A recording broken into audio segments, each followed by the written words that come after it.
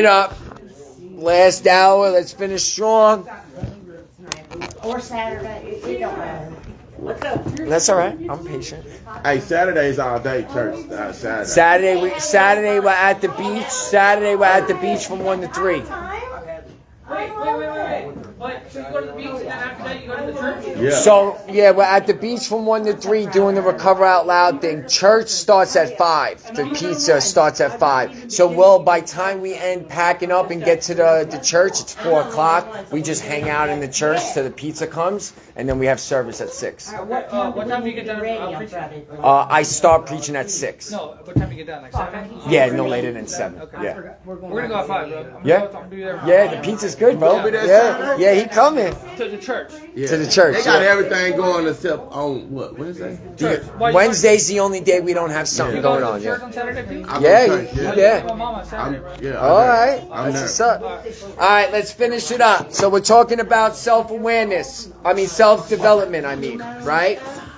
So here are some signs to let you know if you're starting to grow, because I want to know signs more than I want to know the end result. Because I don't know about you guys, I need reassurance Me too.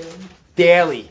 All the time. that I'm getting better. I need reassurance that I'm doing it right. I need these things, right? So me learning signs help me learn on how to do this a lot better. Here's some signs that you're starting to grow.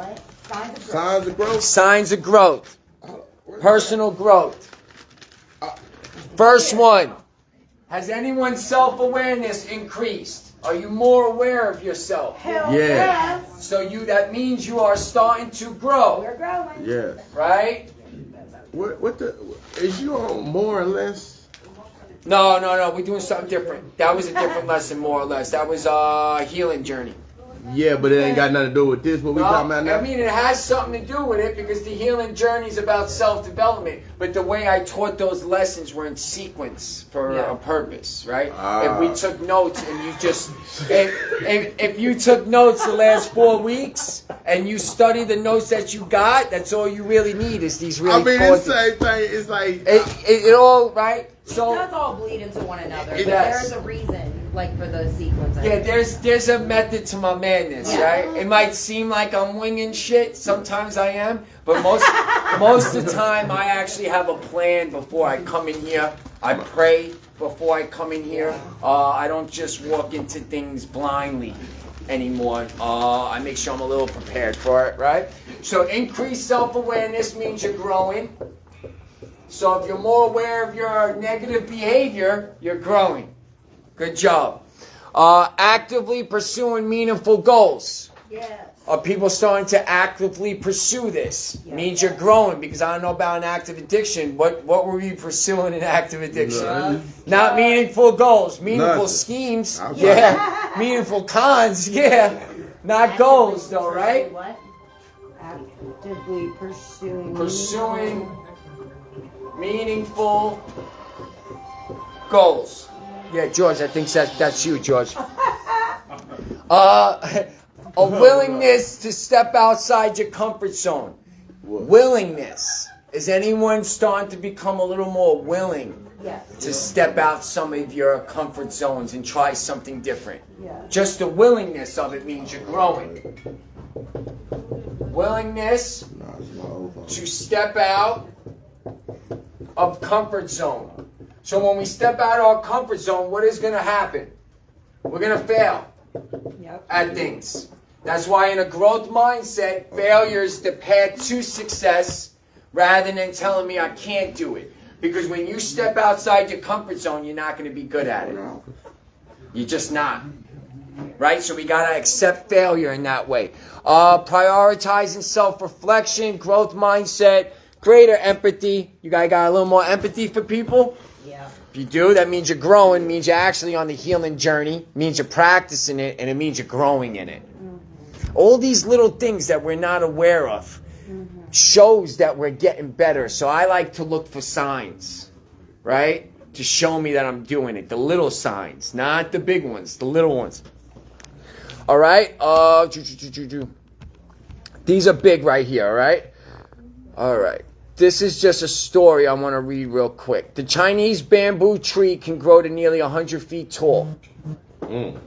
But it's how it achieves that growth that makes it even more interesting. After being planted in the ground, it requires daily watering and nurturing. And then nothing happens. Despite the effort, days, weeks, months, and even years go by with no signs of growth. 2, 3, 4 years pass with continued daily input, watering and nurturing. And not so much as a break into the surface will show for it, but suddenly in the 5th year, everything changes. The Chinese bamboo tree breaks through the surface, and its span of just 6 weeks grows up to 100 feet tall in 6 weeks. The story of the Chinese bamboo tree growth offers a powerful lesson for life. Your growth can be hard to see. It occurs silently under the surface. You make daily investments in yourself, but you are completely unaware of the impact. Growth often happens slowly and then all at once. If you notice your life, things start picking up for you, right? Once you see that break, right? The challenge is that you don't recognize your own growth in its most subtle, hidden forms. You may become discouraged on the journey, lose your motivation, and stop marching forward. But rest assured, the growth is happening. You just need to look in the right places and find it. That's why I'm always looking for signs. When a seed is planted, where is it usually planted? In the ground. Underground. Is there any light underneath ground? No. No. So therefore the seed grows in The darkness. So right now, if you're in darkness, you could have two perspectives. You could be 6 feet under, dead, or you could be that seed being planted, ready to grow. We could grow in darkness. Your darkness can help you grow today if you allow your darkness to become your light. What I mean is, my darkness illuminates my path. If something illuminates something, what is it doing? Shining light. Shining light. My active addiction is what keeps me in my recovery. My active addiction keeps me in my recovery, because if I'm not aware of my active addiction is going to become active again. So, in order for self-development, these are going to be some things you've never heard before. Probably not anyway. You need to start embracing the embarrassment of being a beginner. If you truly want to become a better version of yourself, you must embrace the embarrassment that we feel when we're new at things. Because if you don't embrace that embarrassment, FOCUS, you might not stay on that course. You might only want to look for a course that doesn't cause any embarrassment, something that you already know. Listen, the same thinking that got us in the problem ain't going to be the thinking that gets us out of the problem. So whatever we know might not be good for us. Maybe we need to start learning new things. In order to learn something new, you got to embrace the embarrassment of learning something new. You start embracing the embarrassment of being a beginner. This is a life hack. The only way to accomplish something meaningful is to endure days, weeks, months, or even years of embarrassment failure. If you are embarrassed by your actions, I used to be very embarrassed by the way I acted. And then God came to me. He was like, you know what? You should be more embarrassed that you ain't doing nothing about it.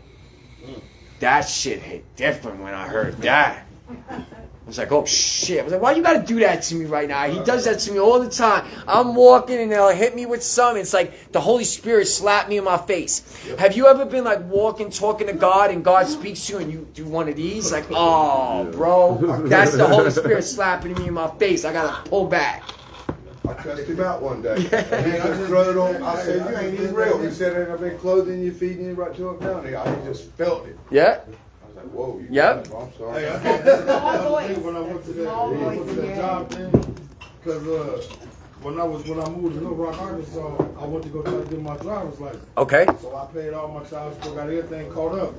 So when I went to the DMV to get it, the lady told me, oh, you got to go take a driver's test and a written test, and gave me the address. She said it's right next to the sheriff's department.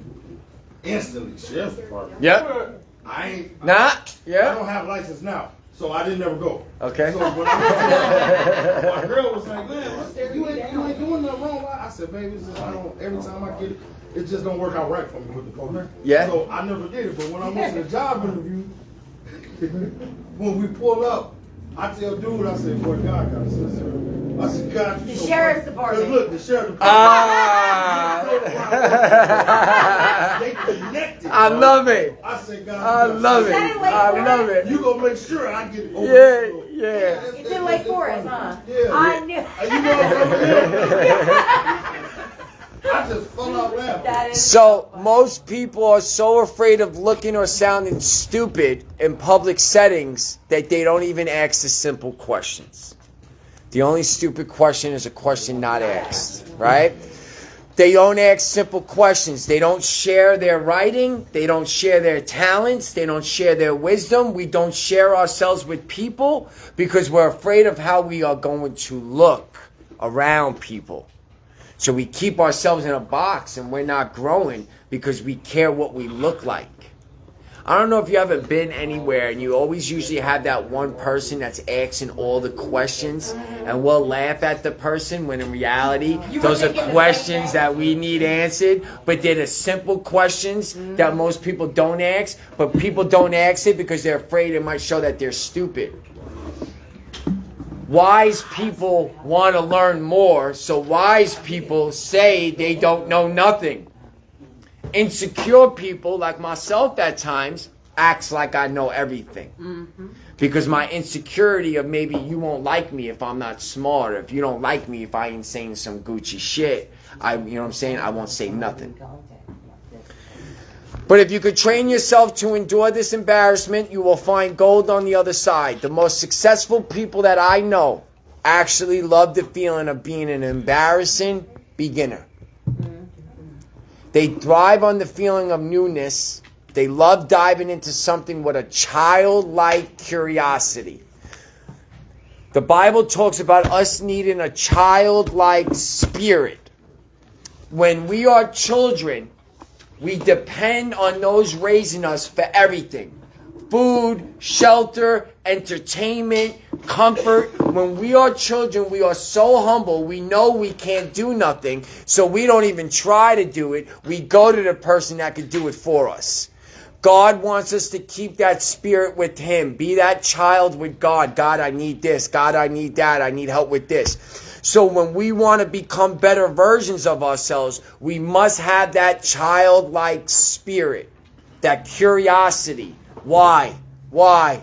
Why? You know, this little kid just keep asking why? Yep. Why? Why? Because the kid wants to know. He's seeking or she's seeking knowledge. I try to have my questions answered with the question. What I mean is, why am I an addict? You get an answer, right? Well, I did drugs, right? Why did I do drugs? Well, you know what? I had abandonment issues. Well, why do you have abandonment issues? Because my parents weren't there. Why weren't your parents there? Well, they were on methadone and, dying from AIDS. Well, why were they doing that? Because they did drugs. Well, what made them lead them to drugs? You know what I'm saying? You see how the question answers it, but also asks another one so my mind can keep going? What do you think is more profitable, an answer or a solution? solution. Very good, because we spoke about it, right? We have the math equation. X squared plus Z squared equals C squared, right? This is the answer. The answer is C squared. Do you know how to figure this out because of the answer? No, I need a formula to break this down so then I can get the answer. I don't know if anyone's ever been in college or school. If you're doing one of these equations and you get the answer wrong, but you use the right formula, you get credit for that. You still get partial credit. So if your work is right, but And your answer's wrong, they'll give you. You still get you get partial credit for having the right formula. Yep. If you don't do any formula but give the right answer, you don't even You get don't credit. Nope. Because they don't see your work. They don't see the work, so they don't know how you got the answer. So I got a lot of answers in my life, but they didn't provide solutions. For instance, if you find out that you were done wrong because somebody was in a bad place and they didn't mean it, there's your answer. But will that answer give you a solution? Not necessarily true. So I don't ask God why. Do not seek your own understanding. Submit your ways to him and he will make your path straight. I don't ask him why. I ask him, how can I get through this? Because it's already happening. When we ask, why am I going through this? We're expecting something to change on its own without us putting work in it. When we're asking, why is this going? We automatically look at ourselves as if we're the problem and we caused it and we're the fault of it when sometimes we're not. When we ask why. I don't ask why. God, how can I get through this? And then I ask the next question, teach me on how to tell the world how you're helping me through it. I pray every night for God to teach me on how he wants me to speak to him about the world. Every night I ask him, teach me to have more love for you. Teach me to have more faith. And this one, teach me to have more love for the work that I'm doing. I need to have more love for the work I'm doing so it's less about me and it's more about you. So I need that from God because I can't love my work enough where it's more about you and not me because I'm self-righteous at times. I'm a sinner. It's very important that I stay transparent with this side of me because you need to understand that to get better, you got to work with both sides. It's not just going to be one that takes over, right? This is a big one. Stop concerning yourself with how your growth makes others feel. If you truly want to stay on a path of self-development, stop concerning yourself with how your growth makes others feel. When you're on your journey to growth, some people ain't just going to like it, man. No, you're right. They'll tell you to be realistic, laugh at your ambitions, and say things behind your back. When I was in treatment, I was in treatment with 200-300 people in New York. Since day one, I told them I was going to be doing the shit I'm doing. They made fun of me. They said that I thought I was better, and they underestimated me. Guess what? I far succeeded what I said I was going to do. And guess what they say now? He's overrated. Same people that said I couldn't do it, I did it, and I far succeeded what I said I was going to do because of Jesus, and now they're saying I'm overrated. So this, you know what I'm saying? Like this, it's not going to work, right? So recognize one truth. This is fundamentally not about you. When somebody gets upset with you, because I'm going to share something with you, full transparency. The reason I didn't like people succeeding was because they were showing me what I wasn't doing. If I'm going to keep it a buck. I didn't like you because you were showing me what I wasn't doing in order to get that. So now I'm going to hate on you because hating on you makes me feel better about not doing what I'm supposed to be doing because I'm looking outside of myself rather than inside myself. Your growth, focus, and improvement are exposing things in people around you. God is going to use you to convict somebody else. And someone's not going to like you because of the conviction. Scripture says, Jesus said, don't worry, they hated me before they hated you. That's what it is. If you're being hated on, check it. I don't believe we have haters. I have fans and I have supporters. There's no such thing as a hater. My biggest fans are my haters. You want to know that? I don't follow algorithms on social media. So I'll post a 3-minute video, 5, 7. I got people talking shit about 6 minutes in. My haters are watching my video talking about something 6 minutes into a video. So y'all watching my whole shit. Y'all my biggest fans. They're in their head. Think of where a hater is, though. Most of the time, a hater is sitting in the nosebleed seats, right? Hating on the person that's playing the game. So a fan that is booing paid the price of an admission, gave their money to watch you play and boo you. So now your haters in real life, they're not paying price of admission with money. You know what they're paying? Their fucking time. That's way more valuable than money because they can't get it back. You could get your money back for a bad ticket to a Laker game. You can make that money back. People ain't going to make back the time that they're wasting by hating on you. They're just not. So just remember that when people are hating, you're the one that's playing the game and they're watching you play. Everybody's a great, what do they call it, 50-yard line head coach. Monday morning quarterback. Right? Monday morning quarterback. It's so easy to watch a football game. Oh, the coach should have did this, but you ain't in the game. You ain't got the things going on that coach got going on in his head because he's in the game. Right. It's easier to have the crow's nest view. That's why we're told to take a step back and look at our lives like that. We're meant to take a step back and just look at our lives looking down on it, right? Rather than always being in it. Because I don't know about you guys.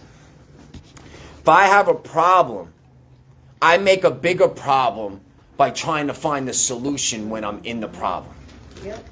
I have to step out of the problem, get some help to find the solution to go back in it. We've all been in relationships. When we try to solve an argument within an argument, we make a bigger argument.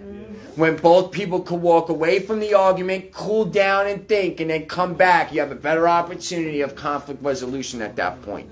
So some of your problems right now, you might need to step out of the problem and not look for the solution. Just see what caused the problem. If you can find out what caused the problem, then there's the The solution. problem and the solution are two different vibrations. Yes. They can't be in the same Nope. at the same time.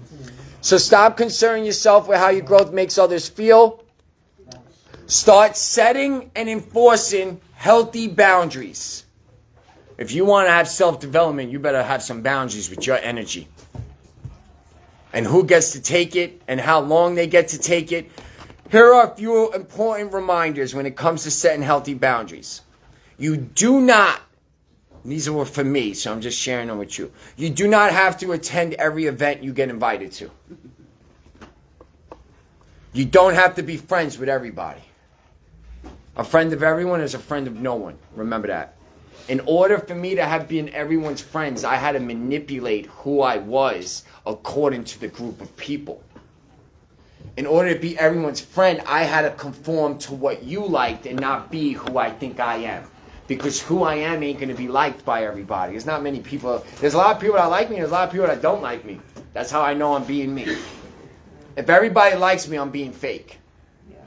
That's just what it is. If everyone likes me, I'm being fake with people for everyone to like me. People aren't supposed to like you. If you want everybody to like you, you're going to be in trouble. I strive to be kind and nice to everybody. That is my intention. But I'm okay with you not liking me if you don't think I was kind enough to you or done enough for you. I'm okay with you not liking me today. I don't care what Miss Peggy said about you. You better be careful. Miss Peggy gets down. That woman 90-something and going. She don't care. She's 90. We celebrated 90 or 91 at the church with her a few months ago. Yeah, that woman, she drives and everything. drives. She was a race car driver. She sit down with that. That woman needs to write a book. I love that woman. I love that woman. Our church is great. We got the old, we got little kids, we got dogs running around, we got people drunk, we got people sober. When you talk about a church, you really want to see a hospital? Come to my church Saturday nights. You will see a hospital in place. I'm telling you, right? You don't have to say yes to every request. If you're really on the mindset of developing yourself, you're going to have to learn how to say no to things. And that's just what it is. And you don't have to make everybody happy. If you truly want to develop yourself, you're going to rub people the wrong way, especially in sober living. You're going to rub some of your peers the wrong way. What, do you think you're better? What, did you forget where you came from? Because you're taking your life serious and you're cleaning up and you're upset people ain't cleaning up after themselves. You know what I'm saying? Like, people are going to be like, yo, what do you think, you're better? No, I just think I want to get better, and this is what I have to do to get better. If you don't like it, cool, kick rocks. How about that? I'm not doing it to upset you. I'm doing it to better myself. That's right. So if you can't make sure you're doing the right thing while you're living in sober living, if some of your family members come at you when you leave here, how are you going to combat that? If you couldn't even get it, no, I'm saying if you can't get through it in sober living, we ain't going to be able to get through it out there. Because Jesus was seen as the carpenter's son in his own hometown. So like, yo, isn't that the carpenter's son? You know, Jesus performed no miracles in his own hometown. He came and he left. So you're going to have family members that don't give a fuck that you're getting better. You're going to have friends and family that think you're lying. You're going to have friends and family that don't care. If Jesus, the Messiah, we're seen as the carpenter's son in his own hometown. What the Bible is telling me that is a prophet is never going to really be seen as a prophet in their own hometown. No. Your family and friends that know us from active addiction, some of them are never going to be able to see us as a different person. Mine always see me as an addict, period. They're always going to see us like that. So that's why you don't have to make everybody happy with this. Haters gonna hate. Yep. Establishing healthy boundaries and getting comfortable with saying no is a cheat code. All right? You start feeling scared of the things you're working on. One thing I've learned, self-doubt never goes away.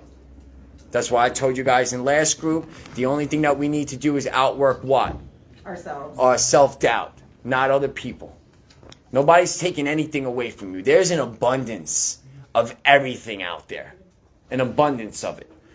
One thing I've learned is self-doubt never goes away. It just gets a little bit better at moving forward in spite of it. Reframe self-doubt as a positive indicator. It means you're pushing yourself beyond your perceived current capabilities. Once you start doubting yourself, the reason that you're doubting yourself is because you're starting to push yourself. The enemy makes us doubt ourselves because the enemy is afraid of the full potential of what's living inside of you. The devil knows what is inside of us better than we know what's inside of us. That's why he is adamant and does not give up. He doesn't take his foot off the gas because he knows if he takes that foot off gas a little bit, that spirit gets awoken. He done. He done. There's nothing he could do. Listen to this.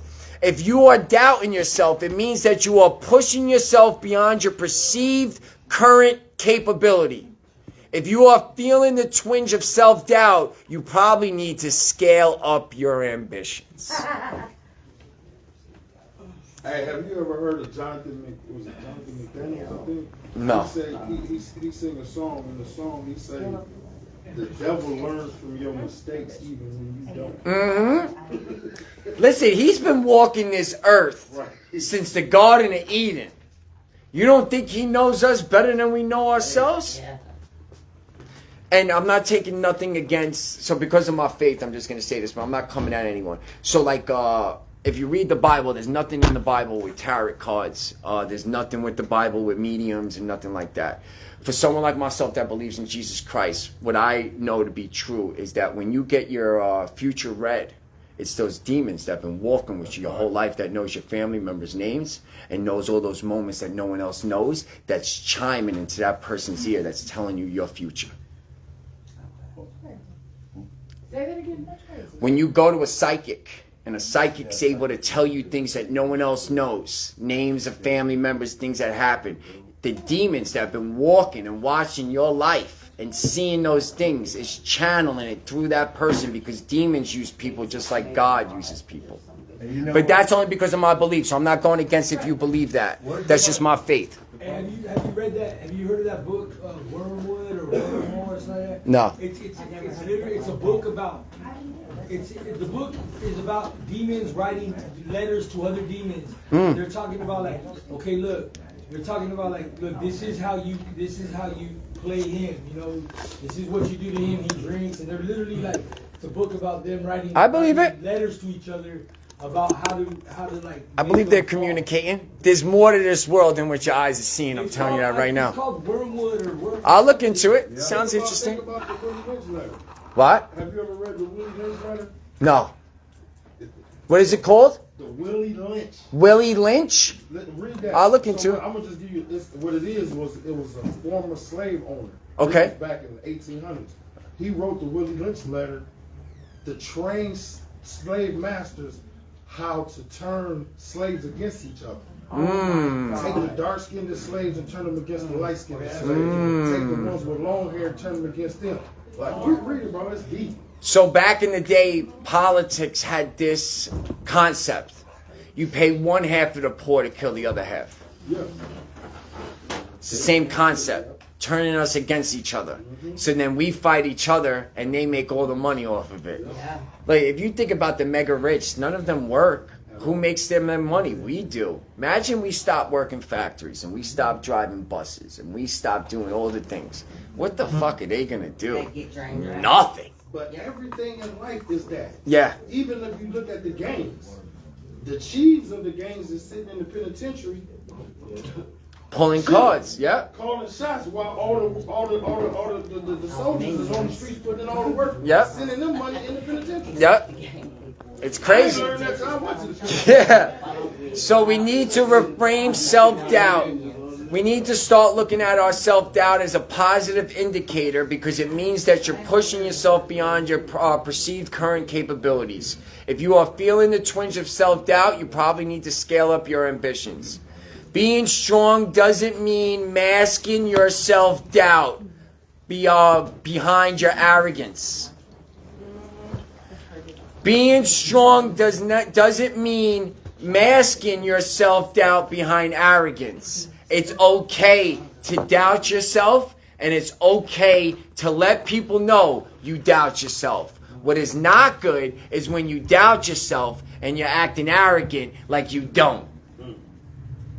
That is what the world teaches us strong is, right? Don't show your emotions. Don't show your feelings. Don't show your weakness. Go get your bag. Go get yours. Go make it yourself. I. Them self-help books, I don't read them. Because nothing in that self-help book tells me about it only tells me about self-preservation and I. It doesn't talk about interconnectedness or helping other people. It's talking about what I could do for me to go get mine. Yes.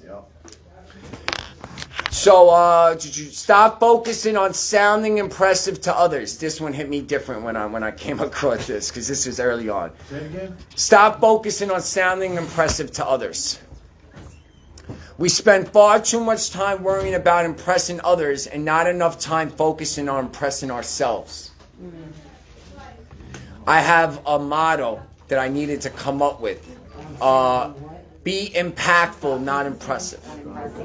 For a long time, my life was how impressive I looked doing things. I've been able to achieve great success in a short amount of time, right? And that success in the beginning was really feeding my ego, right? I've done some great things. And then God came to me and he said, stop trying to be impressive and start getting impactful. Nice. It made me start doing things that no one even knows that I do these days. There's a lot of stuff I do by myself for people that no one ever finds out about. Once I started doing that, I became such a better teacher, person, everything. I don't need people's validation no more because it feels good to do something just for God. Yep. You work for him. Yes, right? We spend far too much time worrying about impressing others and not enough time focusing on impressing ourselves. We exaggerate our accomplishments. I've been there. Shit, I'm still there with some shit if I'm being transparent, right? We exaggerate our accomplishments to prop up ourselves externally, even if it means sacrificing our integrity eternally. That shit hit me different when I read that. It's all right. Conviction's an aha moment. It's not you're not doing anything wrong if you're getting convicted. Sure. We exaggerate our accomplishments to prop ourselves up externally, even if it means sacrificing our integrity eternally. Focus on the internal, not the external, and everything will fall into place. External is motivation. Internal is determination. Motivation is only going to come from something on the outside. A job, your children, a car, a job, money. That motivates us. If I'm speaking and you're getting inspired, you're not being motivated. You're actually starting to get determined. If you leave here thinking, then I inspired you. If you leave here knowing nothing, I just motivated you. There's a difference. I'm not a motivational speaker. I'm an inspirational speaker. I pride myself on fucking your mind up while I got you. So when you leave here, you start thinking outside the box. And you start to see that maybe you could start thinking differently. I don't want you to think like me. I want to break your way of thinking by throwing so much fucking information at you that I just fuck up the wiring of your mind where it forces you to think. That's all I'm trying to do. I'm just trying to force your mind to think something different. You'll find it from there. Jesus spoke in parables for a reason. He spoke in parables so we could figure out the answer. Because when you figure something out for yourself, you notice it's easier to walk in, even if someone's been telling you to do it for your whole life. Right. That's why Jesus spoke in power. He could have said, do this, do that, do this, and he did at times. But the parables makes you figure it out, and when you figure it out, you actually have more confidence to walk into it. Stop complaining about things outside your control. When you complain, you're giving too much power to the thing you are complaining about. Your entire life will change when you take back that power. One of my favorite ancient proverbs, yo, this shit is deep. I think it's Chinese. I think it's a Chinese proverb. He who blames others has a long way on his journey. He who blames himself is halfway there, and he who blames no one has arrived. There you go. That shit is deep. I'll say it again. Which one is that? I have no idea. I just know it's a Chinese proverb. It's a Chinese secret. It's not a proverb. So proverb just means wisdom. There's Chinese one, but I think this one's Chinese, right? Okay. He who blames others has a long way on his or her journey. He or she who blames themselves is halfway there, and he or she who blames nobody has arrived. When you're not blaming anyone, you understand that everything was for a purpose. And that there's a reason for it, right? When you stop complaining about the things you can't control, you start focusing energy on things you can. Start embracing the changes in your identity. This is all about self-development. These are all tools that I'm sharing with you guys. These ain't normal stuff that's taught, though. Many of the greatest struggles in life are the result of identity dislocations. I do not identify as an addict because addiction is not my identity. Addiction is what I did, not who I am. If I was truly an addict, and that is who I am as a person, then somebody please explain to me how I am who I am then today. If that's who we are. If you are an addict, and that is who you are as a person, and not what you did, then explain to me how you're not an addict then today. If that's who you are, it's not who you are, it's what we did. You're not a bad parent. You just need to get better. You're not a lowlife. You just need to get better. You got to be very careful with the I am.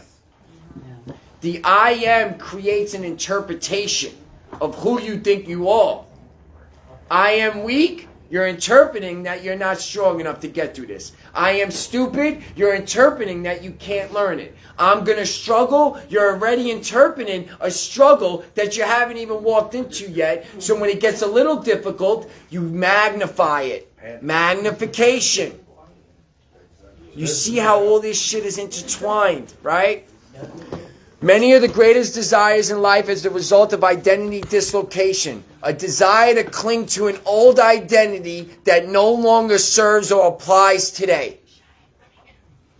Mike, I have something to say about that. You Go know ahead. they've done some studies at like Berkeley or one of like the big colleges, and it was a girl who was an alcoholic, and she wrote this long ass paper about how words are really strong. Yes. And she does not identify as I am an alcoholic. Good. She says I am a recovering. There you go. alcoholic. I'm going to show you what happens, how we play this role. Mike, I'm an addict, right?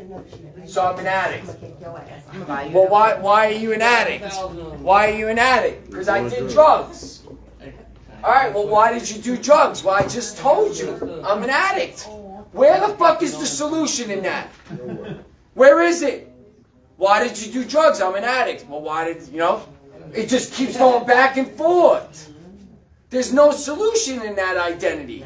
The only time I feel we need to identify is to go from denial to reality. Once you understand that you are an addict, identifying as one, where's the solution in that? You really need to tell yourself you're an addict to know that you can't do drugs? Are you fucking kidding me? Yeah. We really need to do that at this point in our lives? This ain't your first rodeo. This ain't your first treatment facility. Maybe us identifying as an addict is keeping us in the lifestyle even when we're not using the drug. Right. If you notice, we'll use the excuse, well, why'd you do that? Well, I'm an addict. But you ain't even using drugs, so what are you talking about? The definition of addict, look it up. Someone who's addicted to a controlled substance. Controlled substance, yeah. Alcoholism, the continuous use of drinking. So if you're calling yourself an alcoholic, you're telling me that you're still drinking. And you gotta drink, yeah. When you're not. I'm a recovered alcoholic. I'm someone in long-term recovery. You got to change the way you're describing who you are. The negative way, instead of saying that I'm a drug addict. We're leaving ourselves in the mindset of an addict, even though we're not using the drug. I did that, so I had a scapegoat. Yeah, I fucked up. I'm an addict, man. It's just who I am. But we'll hate when someone says once an addict, always an addict. But we'll identify as an addict even when we're not using it. But we'll get upset when people say, why do you think they fucking say it? Because we get into recovery and we still identify as what we're not. I don't even blame them. They didn't know at that time. Yes, at that time it served a purpose. It doesn't no more. Reason being, What do you identify as? child of God. Yeah. What about recovered addict? Dude, that works for me because that's showing change and that's showing a better version of yourself. There's nothing in the AA literature that states to identify as an alcoholic. Their literature states recovered alcoholic. Yes. We've been recovered from the drinking of alcohol. Now there's still work, but they say recovered in their literature. A lot of people say that. People are just saying it because people are afraid to not say it. Yeah. Because people actually make them feel like shit when they don't want to identify Yeah, it. when you go to an AA meeting, and even if I'm not an alcoholic, I feel compelled to say, I'm Shelby, I'm an alcoholic. Yes. In fact, I'll say, I'm Shelby, I'm an alcoholic addict. You can say that. Yeah, that's what I like. What? I do it for respect to the meeting, but I am gonna say recovering. from Yeah. someone. I I'm not am gonna say too. anybody. And they won't have anything to say to that. But what I'm saying is No, just they be won't. careful with the I am. I'm not talking If you're about calling that. yourself I am something and that something ain't good, that something's becoming your reality. You are that. Yeah. Different view, different you. It's really that simple. Yeah. See yourself differently, you become a different person. Did we act like addicts? No. We behaved like addicts. I was an addict 24/7. I didn't act like one. I would have never survived if I only acted like an addict. I needed to behave and live as an addict. So you can't act like you're in recovery. You need to behave and live like someone in recovery in order to stay in recovery. Are you saying like if you're acting like an addict, like so? Acting as if. We had to act like we weren't in order to get like money or whatever. Yes, so, like, but in that was order to behaving. stay in the lifestyle, we must behave like an addict. What I mean is, we were an addict whether we were around people or we weren't. Yeah. A lot of times we'll act as if in recovery, we're only doing recovery when we're around people. Yeah. But when we're by ourselves, we're still the same fucking person. We haven't Yeah. changed shit. Yeah. That's why when we leave treatment, we're getting high halfway down the block. Yeah. Because we Probably get high by myself. yeah, because we're leaving the same person that walked in.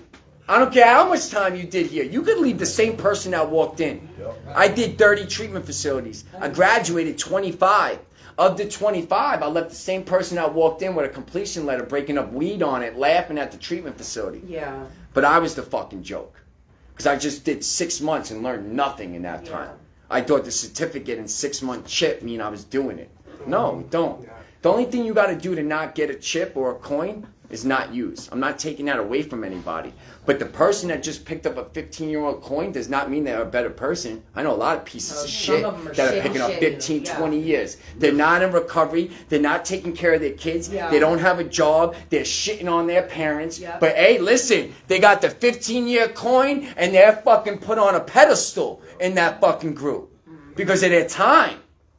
Time don't mean shit if you ain't doing nothing with it. TIME, things I must earn. Just not picking up ain't enough. We know that. I don't know about you. I could fuck this up sober. You need drugs to fuck your life up? You need alcohol to mess your life up? Because I don't. I could do it real quick. So the drugs ain't our problem. We're the problem. Yeah. Right? So we need to start looking at the forest, not the trees. Right? All right, start embracing the changes in your identity. There's a gap between who you think you are and who the world thinks you are. That's why my identity is in Scripture, right? I'm pretty sure you've heard people, and you might have said this because I've said it. Has anyone ever said, yo, that's my truth? Yes, I've heard that. Bullshit, no such thing. Reason being, my truth today ain't the same truth I had for myself 5 years ago, and it ain't the same truth 10 years ago. So therefore, my truth is not truth, because truth never changes. This is truth. Yes. This never changes. My identity is in this book, because I cannot rely on my identity of myself to be the reality of who it is I really am. Because I'm never truly honest with myself, and my truth is always changing. So when the world is telling me I'm one way, I must go to Scripture and see what God tells me I am. That never changes. They've been trying to prove that book false since it came out. Good luck. It's truth. It never changes. This book never changes. Even though you might read the same line and it talk to you different, the truth of it never changes though. Ever. You got to sit on truth, not facts. Facts change. I told you that. Fact right now, it's 11:31. A minute from now, that's not going to be a fact. It's only a fact right now. So therefore, facts change. Truth never changes. You need to stand on a truth that never changes. For me, Jesus made it really easy for me, man. He made it really easy for me, right? All right, there's a misalignment between present identity and desired identity.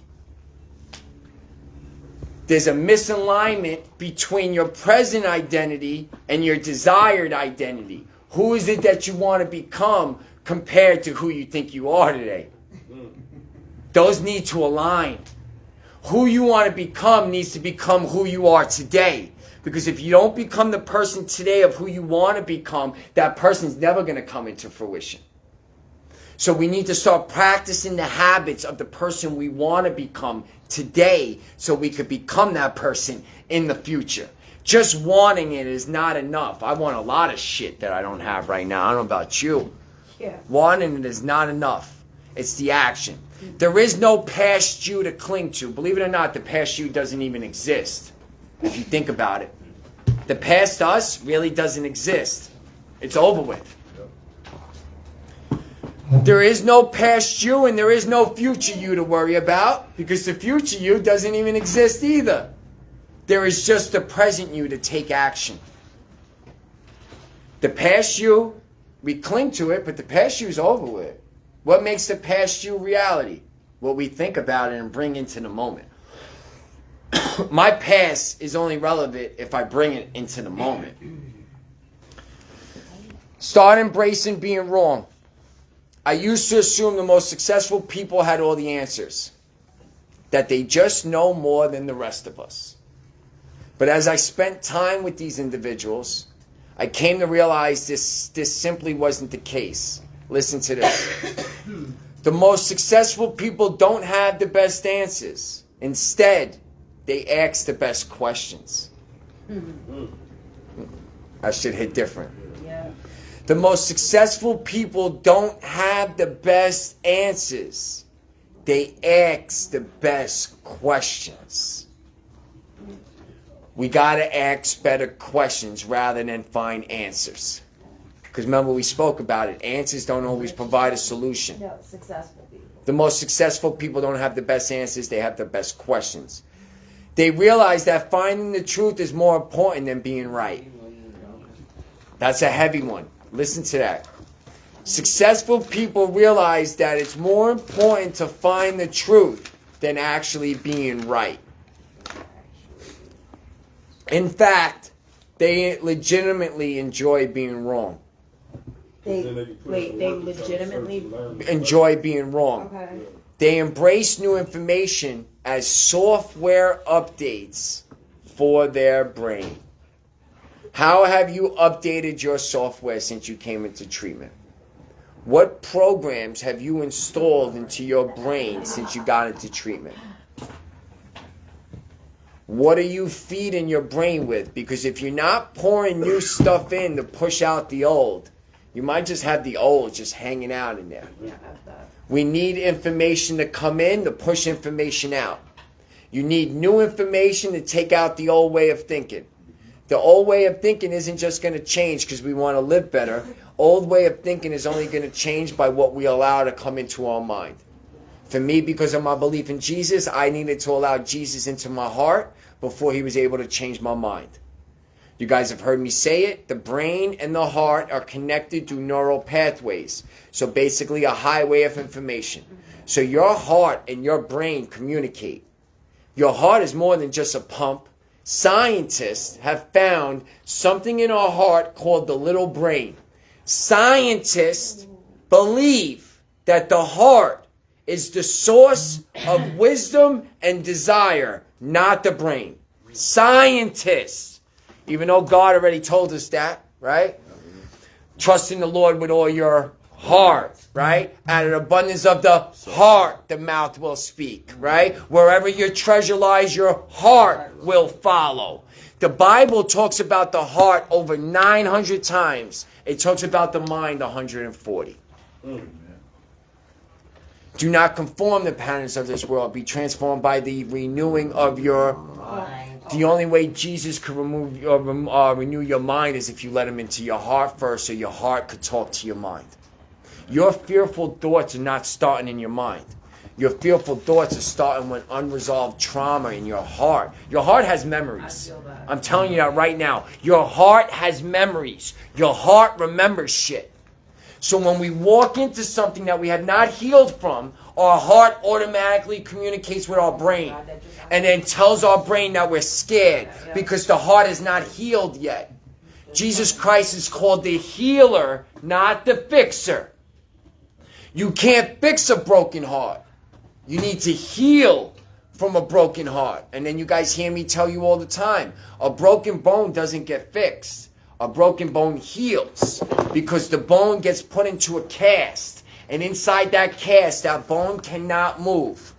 This is my cast for my heart.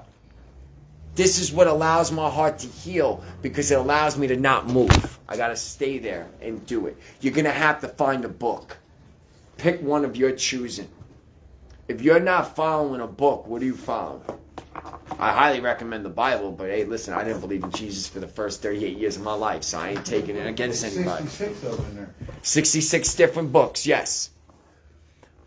Where is your spiritual journey right now? Where is it, and what's helping you navigate it? God of your understanding sounds great. Sorry if this bothers some people, it's bullshit. Okay, my question is, I lost my mom. Okay. August 16, 2022. Okay. I had built a really strong relationship with God. I was sober for 2 years. I took care of her terminal cancer. Okay. And I took care of her for life. We was really, like I said, we had a really strong relationship with God. Like my mom did a 360 with her life as well. Like she followed him. Like her heart broke for him. You see what I'm saying? Mm-hmm. And she truly believed, like she died believing that he was healing her. Amen. And I even asked myself, I said, you're either going to help her here with us or you're going to bring her home to help her, whichever one is the choosing. Mm-hmm. But it's like since then, it's like I have a hard heart. Yeah. It happens. It happens. So my mom passed away when I was in treatment. She died, both my parents died of AIDS from heroin use. 2 grandmothers alcoholism, grandfather heroin, uncle heroin. My mother was my best friend. Mine too. She died when I was in treatment, 3 weeks into recovery after a 20-year drug use. 3 weeks off the methadone, I was on methadone. When my mother passed away, my perspective of death changed. This is where God saved me. I didn't know it. I know it now looking back. If I look at my life without my mother, what God told me, and just me, you're being selfish. What you're saying is the time you had with your mother wasn't enough. So we're making it about us and not about theirs. So God was like, how about you appreciate the time I gave you with your mother, and you celebrate your mother by how you live today and not mourn your mother because she ain't leaving nowhere, because the Bible says we have treasures stored in heaven waiting for us. I celebrate my mother. My tears and my grief is indication that I loved my mother. The feeling of tears and everything is showing us that we can love to the point where we could grieve. Death to me is an opportunity to reinvent our love for the ones we miss and be able to reflect who God's is in that moment and get people to believe in God, because most people see death as a bad thing, but those of us that believe in God know that's where the victory is. And see, that's crazy because my mom, she didn't have no funeral or nothing. Like she didn't want a funeral. She said, I don't want that. I don't want people that didn't care about me or fake love or getting on the floor. I don't want them coming by my body, saying anything over me, missing me then when they wouldn't tell me that now. So we had her, I call it was like a celebration of life for her while she was still alive. Come on. And like we had all of our family and all of our friends. I love that. My mom was the happiest shit. I love that. You know what I'm saying? Like, and she's literally dying. Like, Yeah. feels like a piece of shit going to this celebration, but she's in there. I love the Lord. I love God. Like, just thank you, Lord. And all she kept saying, thank you, Lord. Yeah. And I'm like, it just amazed me, like how when you're going, but my mom was a beautiful woman. She felt him. Exactly So how my dad worked every day of his life until my dad had a tumor like this growing out the side of his face, bro. Okay. He lived 5 years past what the doctor said. Come on. Video of doctors like, I don't know how he's still alive. Like, my dad made a promise to God that he's going to sell 1,000 souls, or he asked God to let him live long enough to sell 1,000 souls. They built a park on the top of my street, bro, 3 houses up. On the top of my street, he would go there every day, bro, and save souls. And when he saved over 1,000 souls, bro, he passed away. come on. I love that. So the hardening of our heart, we do it because we get upset. That's an opportunity for God to work on your heart, to open it, because you're going to be used to let people see that someone can go on to the next life happy and not hating it. So God is going to bring people to your path to help lead to the Lord through deaths of their loved ones, because sometimes people understand things, but they really don't understand them until they feel it. What I mean is I understand the speed limit. Doesn't mean I follow it. Let me get a ticket and go to jail for speeding. Guess who's following the speed limit? Because I felt it. People are going to need to feel your pain to be able to understand that they could work through their pain with you. You've been chosen to do great work for the kingdom. And you will see your mother again, and she's going to have a smile on her face when she sees you. And she's going to go, I told you, God. I told you she got it. You're on assignment, just like we all are. We harden our hearts because we get upset with God, and He understands that. But that gives Him the opportunity to show us His grace, His mercy, His love beyond human comprehension. Okay, how do I get myself back into prayer? Because like I have the hardened heart. Yeah. But that don't mean that I don't believe and I don't like. I believe that. You see what I'm saying? Yeah. So how do I get myself back into prayer? Because it's like I've thrown it. I'll give you a way, and I'm a lot different than most people do this Christian thing. I think you should start praying and telling God how upset you are with Him. What if I did that step? What's the next step? After you told Him that you're upset, have you asked Him to open up your heart for Him to show you a vision? No, not yet. So you're just telling Him that you're upset. Yes, I've been like, you know how pissed off. Like literally, I talk to God like I talk to a person. Good. So do I. You should. I keep it gangster with Him. Like, that's how it feels, like you pissed me off. Like, Good. And for real, and I've said that to the Lord. But I'm like, I still love you, Lord. I love you with all my heart. But why is my heart like, please unharden my heart? yes, so Bible says, ask, seek, knock. Ask, it will be given to you. Seek, and you shall find it. And knock, it will be opened up to you. If you're telling God how upset you are with Him, you also need to tell Him how He can make it right for you. And let Him answer that. I don't know if I'll answer all of them, but when I speak to God, yo, God, I ain't with this. Like, what you doing, bro? Because it ain't making sense to me, and I ain't doing it. How about that? Show me why I need to do it. Put people on my path that can help me do it. Like, I start now asking for it. Tell Him how upset you are, but God gives us forgiveness, right? Yeah. The first step before forgiveness is confession. Maybe confess some of the things. Maybe there's something underlining in there that's hard in your heart. Maybe it's the relationship you have with your mom rather than the relationship you have with God and what God did. Maybe there's unsolved things that you wanted to say to mom or do for mom that you weren't able to do, or mom didn't do for you, or mom said to you. That's unresolved trauma in your heart. Maybe God is trying to get you to give that to Him so He could heal that hardened heart. Maybe there's more there. But talk to Him. Talk to Him happy too, though. Tell Him what you need. I'm not always pissed at Me, I get it, but that's good. Yeah, death to me is just my mother that gave me life and birth gave me life and death. When she died, it pumped a whole new life into me. My father died. He was the excuse to become an addict. My mother died. She's the reason I'll never pick up. See the perspective difference? And see, that's crazy because I lost my mom. Like I lost my parents 6 months apart. I lost Okay. my mom in August of 2022. My dad died April 20th, 2023. So they died 6 months apart. And it's sort of the same thing with me and my dad was, hey, here's a reason to be an addict, do this, because he was an addict himself, and my mom was completely. Oh, so you're like similar to me, yeah? And now my mom would drink and stuff, but she wasn't an alcoholic. Yeah. Listen, there's some people out there that could do it. I can't. And I would even ask her, like, how the hell do you do it? How do you not? How can you put it down? Yeah. Because if you give me something, give me some meth. I ain't doing Yeah. It's our attachment. People's attachment to things is different. The motives behind doing it is different. Like there's some people out here that consider themselves Cali sober. Okay? But if you're smoking weed all day, you're not Cali sober. You're still a pothead. Yeah. But it's okay, right? It's okay.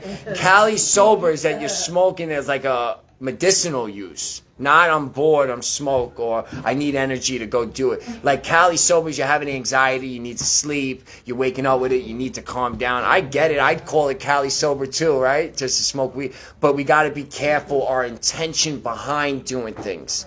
What makes an addict with drugs is we're using it for an escape. Some people are just using it for enjoyment and they're cool with Saturday night and then that's it. We're not using it for that. That is our life. It becomes different, right? Yeah. All right, start embracing being wrong. I used to assume that we did that one, all right? We're going to end with this. You start cringing at yourself from 6 months ago. Listen to this. The cringe you feel when you look back at your old output, mindset, and beliefs and behaviors and actions is a positive indicator. The cringe. I told you guys disappointment. Disappointment's a good thing. If you're disappointed today, what you're saying is who you used to be is not who you are. That's why you're disappointed with yourself today. That's a positive thing. Disappointment is a positive thing. If you weren't disappointed, that means you're accepting your behavior for who you are. That's why it's not bothering you today. But if it is bothering you, you're actually telling yourself that's not who you are. That's why you're bothered. It's a positive indicator. It means you've learned, changed, developed, and grown. So if you're looking at your old input, mindset, beliefs, behaviors, and actions with a cringe, like, yo, how did I act like that? How did I behave like that? Why did I do that? Do you understand that's showing growth? Do you understand that that's showing that you learned something? If you're looking back at the old and you're cringing, like, yo, how the fuck did I do that? That means you've learned. These little subtitled things that we don't pay attention to. You guys have tremendous amount of growth in your life today. Growth isn't always about who you want to be tomorrow. Growth is about who you used to be and you're not no more.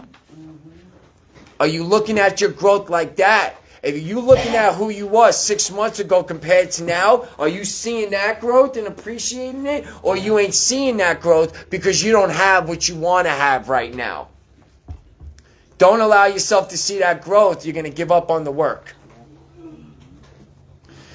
It means that you learn, change, develop, and grown. If you're feeling stuck in a rut, look back at yourself in the work from 6 months ago.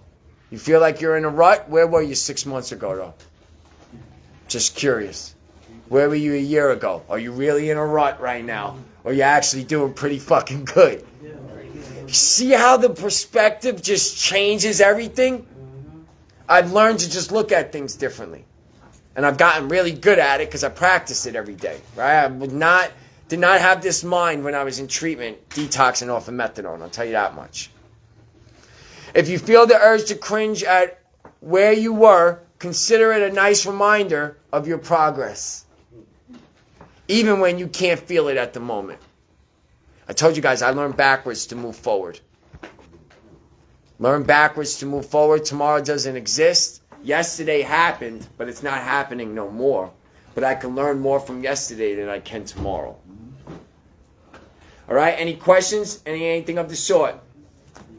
Everyone's Gucci. Saturday, if you guys ain't doing nothing, I'm at the beach from 1 to 3. Recover Out Loud movement. Saturday night, if you guys are looking for a church, we're a Church of Misfits. 6 p.m., 8121 Ellis Avenue, Huntington Beach. Hey, on Saturday at the beach, you gonna be at the same spot you were at? Always, yeah. Right next to the pier. Hey, 1 to 3, what is this circuit? 1 to 3, people singing, talking. And then Saturday night, my church, 5 o'clock pizza party, 6 o'clock I preach.